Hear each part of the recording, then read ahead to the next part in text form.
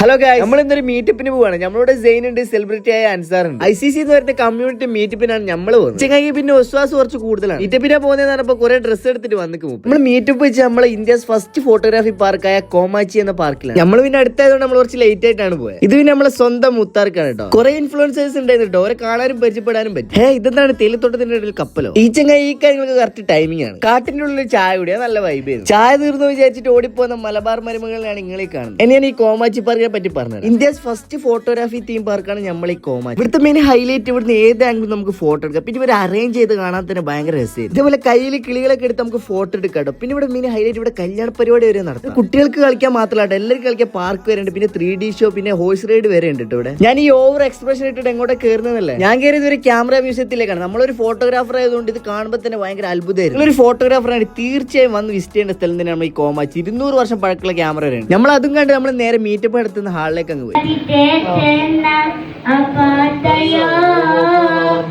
അങ്ങനെ നമ്മളെ പാട്ടോടുകൂടി നമ്മളെ പരിപാടി. ഇതാണ് അജീം കോമാച്ചി. ഈ കോമാച്ചി പാർക്കിന്റെ മെയിൻ ആളാണ് കേട്ടോ. ഇത്രയും വലിയ ഗതികെട്ടവൻ ഈ ലോകത്ത് വേറെ ആരെങ്കിലും ഉണ്ടാവും എന്റെ കർത്താവ്. അങ്ങനെ ഈ പാർക്കിനെ പറ്റി എല്ലാ കാര്യങ്ങളും ഇവർ പറഞ്ഞിട്ടുണ്ടോ. ഇനി അടുത്ത പരിപാടി നമ്മൾ എല്ലാ ഇൻഫ്ലുവൻസേഴ്സിനെ പരിചയപ്പെടില്ല. അവിടെ നമ്മൾ എല്ലാവരും പരിചയപ്പെട്ട് നമ്മൾ നേരെ ഫുഡ് കഴിക്കാൻ വേണ്ടി പോകും. ഫുഡ് കഴിക്കുന്നിടത്ത് നമ്മൾ അലി വ്ലോഗിന്റെ പാട്ട്. അതുകൊണ്ട് നമുക്ക് വേഗം ഫുഡ് കിട്ടി. നമുക്ക് രാത്രി നല്ല കിടില ഫുഡ് ചെയ്യുന്നുണ്ട്. നല്ല കപ്പ ബിരിയാണിയും ചപ്പാത്തി ഒക്കെ ഉണ്ടായിരുന്നു.